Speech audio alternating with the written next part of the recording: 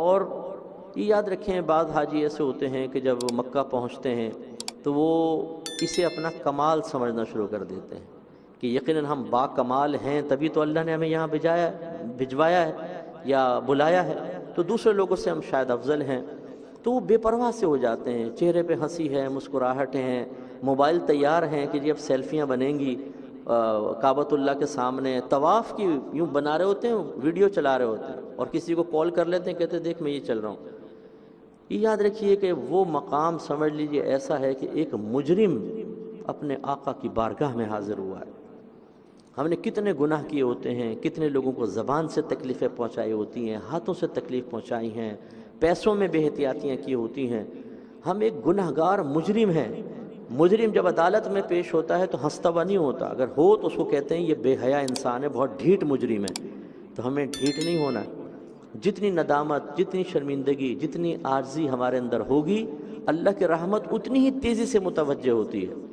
تو چہرے پر ندامت کے آثار، اگر رو سکے تو رو پڑیں، آنسو نکل آئیں کہ میں ایسے رب کی بارگاہ میں آ گیا ہوں کہ میں تو اس قابل ہی نہیں تھا کہ میں یہاں تک پہنچ پاتا، اللہ نے اپنے فضل، اپنے کرم سے مجھے بلایا ہے اور میرے لیے گناہوں کے ختم کرنے کا اہتمام فرمایا ہے۔ یہ مقام شکر ہے، یہ مقام تکبر نہیں ہے، یہ بے پرواہی اور غفلت کا مقام نہیں ہے۔ تو بڑے سر جھکا کر روتے ہوئے، فرسٹ ٹائم حاضری تو ایسی ہونی چاہیے۔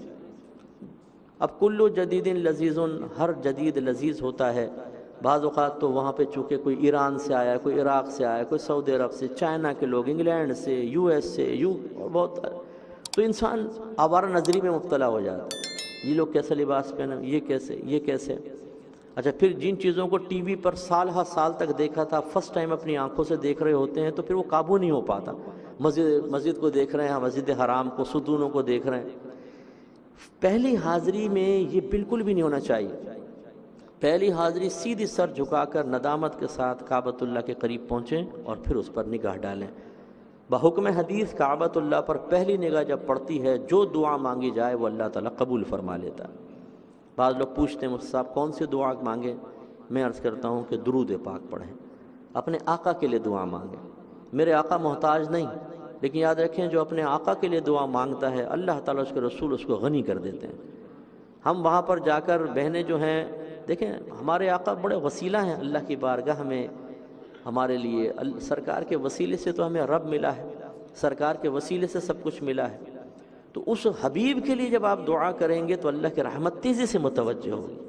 جیسے کوئی سیٹھ اپنے بچے کو گود میں لیے ہو اور آپ کو سیٹھ کی توجہ چاہیے، تو سیٹھ کی تعریف کرنے کے بجائے بچے کی تعریف کر دیجیے گا، اور ایک بسکٹ کا پیکٹ بچے کو دیں اور اس کو پیار کر لیں، وہ خوش ہو جائے گا باپ کو بھی، میرے بچے کو کتنا پیار کیا اس نے۔